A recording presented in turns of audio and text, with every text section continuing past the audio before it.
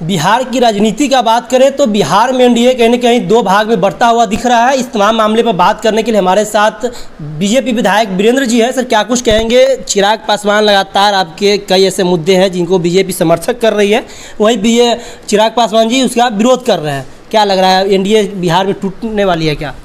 आप चिराग जी के बारे में जो बोल रहे हैं आप, यह बात को भी मानना चाहिए। जो चिराग जी सिंगल नेता हैं एनडीए में, जिनका बिना शर्त जो है भारतीय जनता पार्टी को सहयोग मिल रही है। बिना शर्त सहयोग तो मिल रही है, इसमें कोई डाउट नहीं, लेकिन फिर विरोध भी तो है, वो कर रहे हैं, लगातार विरोध भी तो कर रहे हैं। अब राजनीति में विरोध एक हिस्सा है जी, तो इससे हम लोग घबराते नहीं हैं। जिन बातों को लेकर के उनके मन में किसी तरह की बात होगी, बैठेंगे, बात समाप्त हो जाएगी। लेकिन उनके प्रति हम लोग आभार भी व्यक्त करते हैं जो बिना सहयोग भारतीय जनता पार्टी को समर्थन कर रहे हैं। इस बात को कैसे मान लिया जाए, क्योंकि देखा जा रहा है तो फिर बीजेपी खेमे में भी कहीं ना कहीं हलचल मच चुकी है। आपके प्रदेश अध्यक्ष है जो कि अब उनके चाचा पशुपति पारस से मिलना शुरू हो चुके हैं, तो कहीं ना कहीं एक आशंका तो जताई जा रही है। ऐसा कुछ नहीं है। राजनीति में हर लोग जो औपचारिक एक दूसरे से मिलते हैं, उसको ये नहीं है जो उनके चाचा से मिल रहे हैं तो इनको हम जो है नीचा कर रहे हैं। मिलने जुलने का कुशल क्षेम पूछने के लिए भी लोग मिलते जुलते हैं। तो फिर वो विरोध बार बार क्यों कर रहे हैं? अब विरोध कर कहे ना, आरक्षण कह रहे थे, बीजेपी आरक्षण विरोधी पार्टी है और उनका समर्थन नहीं कर रहे हैं। अब एक शब्द आप जान लीजिए, 2000 से हम लोग जो है राजनीति को जब से देख रहे हैं, तब से आप देख लीजिए, जो भी देश में आरक्षण लागू हुआ है कहीं ना कहीं भारतीय जनता पार्टी के नेतृत्व में ही लागू हुआ है। 2006 में पंचायती राज में आरक्षण लागू हुआ, रिजर्वेशन हुआ, कई कमज़ोर उपजाति को जो है आरक्षण के दायरे में लाया गया। उस समय भारतीय जनता पार्टी के नेतृत्व में नीतीश जी की सरकार चल रही थी। उस समय नहीं तो पंचायती राज में आप आकलन कर सकते हैं, जो समाज में 2-4 जाति के ही लोग थे जो मुखिया, सरपंच, जिला परिषद बना करते थे। आज समाज का अंतिम व्यक्ति और कमज़ोर से कमज़ोर जो है व्यक्ति भी ग्राम पंचायत का मुखिया बनते हैं। यह भारतीय जनता पार्टी के नेतृत्व में नीतीश जी का जो निर्णय हुआ उसका देन है। तो फिर भारतीय जनता पार्टी को कैसे रिजर्वेशन विरोधी कहा जा सकता है? क्या है? अब क्रीमी लेयर है।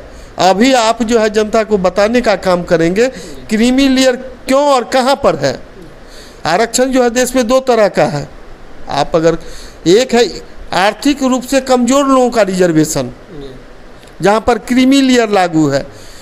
दूसरा है पिछड़े लोगों का रिजर्वेशन, जिसमें मंडल कमीशन लागू हुआ था, वहाँ क्रीमी लेयर है।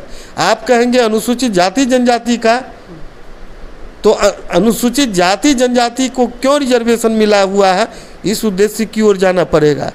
अनुसूचित जाति जनजाति को सामाजिक भेदभाव के आधार पर रिजर्वेशन मिला, और जहाँ पर सामाजिक भेदभाव है वहाँ पर क्रीमी लेयर की कोई प्रासंगिकता नहीं है। जब तक समाज में जो है सामाजिक भेदभाव बना हुआ है, तब तक जो है रिजर्वेशन बना रहेगा। इस पर किसी तरह की कोई खरोंच जो है संभव नहीं। फिर आपके साथी दल पीसी जो सही हो, इस बात को क्यों नहीं मानते? आप जनता को मानने को बात कर, लेकिन आपके जो साथी दल है वो नहीं समझ पा रहे। कई मित्र आप जाते हैं, कई जगह लोगों से बातचीत करते हैं, साक्षात्कार लेते हैं। रिजर्वेशन किस कैटेगरी में और कहाँ और क्यों है, उस विषय की ओर जाना पड़ेगा ना। अनुसूचित जाति जनजाति को क्यों रिजर्वेशन है, इस पृष्ठभूमि की ओर आपको जाना पड़ेगा। सैकड़ों साल से, हजारों साल से घाव को सहने के बाद भी हिंदू समाज का घटक अनुसूचित जाति जनजाति वर्ग के लोग हैं, उसका परिणाम रिजर्वेशन है। यहीं पर धर्मांतरण अगर इस समाज के लोग करते हैं तो उनका स्वतः रिजर्वेशन समाप्त हो जाता है। कोई ईसाई बनते हैं, कोई मुस्लिम बनते हैं, तो स्वतः जो है उनका रिजर्वेशन समाप्त होता है। रिजर्वेशन इसीलिए है जो सामाजिक प्रताड़ना के बाद भी हिंदू समाज का अंग है, उसका परिणाम रिजर्वेशन है। फिर से सवाल तो यही पे फिर अटक गया ना कि चिराग जी ही जब आपके जो मुख्य चेहरे हैं, केंद्र में इनको मंत्री बनाया, वही इस बात को नहीं समझ रहे, फिर जनता कैसे समझेगी इस बात को? सवाल तो फिर से उलट के वही आ रही है। आपको अब देखिए, आप होता है क्या, आमने सामने हम लोग बैठेंगे, चिराग जी से बात होगी, महीने दिन से देखा जाए तो विरोध तो अब मीडिया में चलती रहती है। लेकिन मीडिया में जो चलती है वह जो है अंतिम ब्रह्म वाक्य नहीं न है, उसमें कयास लगाया जाता है, लोग आकलन करते हैं, उस आकलन के आधार पर जो है निर्णय लेते हैं। ऐसे इस आधार पर जो है नहीं, सरकार जो है संविधान के आधार पर जो है चलाई जा रही है, वहाँ पर बैठ कर के निर्णय ली जाती है।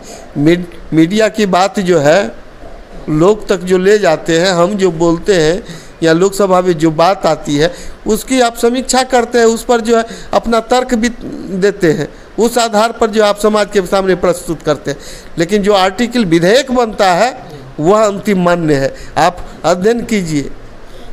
चलिए अब दूसरा सवाल पर जाते हैं। तो बीजेपी पे एक आरोप और लग रहा है, चिराग पासवान को पार्टी जिस तरह से पहले तोड़ करके चर्चा को मुख्य चेहरा बना दिया गया, हो सकता है इस बार फिर से ऐसा बीजेपी करने का शंका जताया जा रहा है, इसमें कितना सत्यता है? हम क्यों तोड़ेंगे अपने सहयोगी दल को? राजद तो कह रही है कि पिछले बार चाचा जिस तरह से मुख्य चेहरा बना, इस बार फिर चिराग पासवान साइड कर दिया जाए। राजद के कहने से हम थोड़े पार्टी चला रहे हैं, पार्टी हम अपने रीति नीति के आधार पर चला रहे हैं। राजद कह रही है तो राजद का वह शब्द है। हम जो राजद के लिए कहेंगे तो हमारे आधार पर राजद थोड़े पार्टी चलाएंगे। तेजस्वी जी चलाएंगे, तेजस्वी जी अपनी रीति नीति से पार्टी चलाएंगे, अपना निर्णय लेंगे। उसी तरह भारतीय जनता पार्टी, हम लोग जो अपना निर्णय के आधार पर पार्टी को चलाते हैं, उनके कहने और उनके आरोप से थोड़े हम पर निर्णय लेंगे।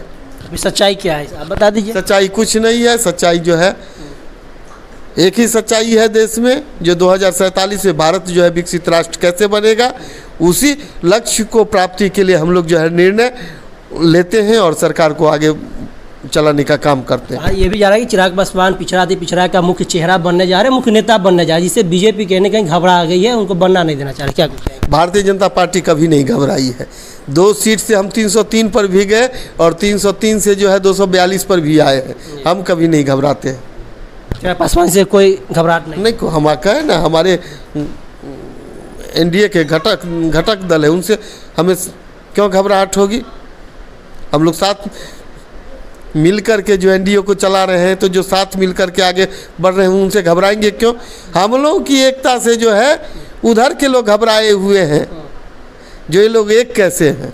चलिए अब विधानसभा का चुनाव का बात करते हैं। विधानसभा में चिराग पासवान जी का बयान भी आया है कि अगर इस तरीके का अगर अगले माहौल रहा तो अकेले चुनाव लड़ेंगे। इसमें क्या कुछ है? अभी अब राष्ट्रीय मुद्दा पर जो है चिराग जी का सहयोग ले रहे हैं। प्रदेश की मुद्दा पर क्या उस समय जो है समझौता होता है, वो अलग मुद्दा है। बयान तो आया ही उनका कि ऐसा स्थिति रहा तो आने वाले में अकेला चुनाव लड़ेंगे। वो स्वतंत्र है बात बोलने के, लेकिन उस समय का दौर कैसा रहता है, किन बातों पर जो है आपसी सहमति बनती है, उस आधार पर निर्णय लिया जाएगा। हमारी भी पार्टी है, अभी प्राथमिक सदस्य चला रहे हैं, 24 करोड़ का लक्ष्य है। हम लक्ष्य को हासिल करते हैं तो हम भी जो है निर्णय लेने के लिए स्वतंत्र हैं। लेकिन उस समय हम लोग एनडीए घटक दल की जो बैठक होगी उसमें जो निर्णय लिया जाएगा वह मान्य होगा।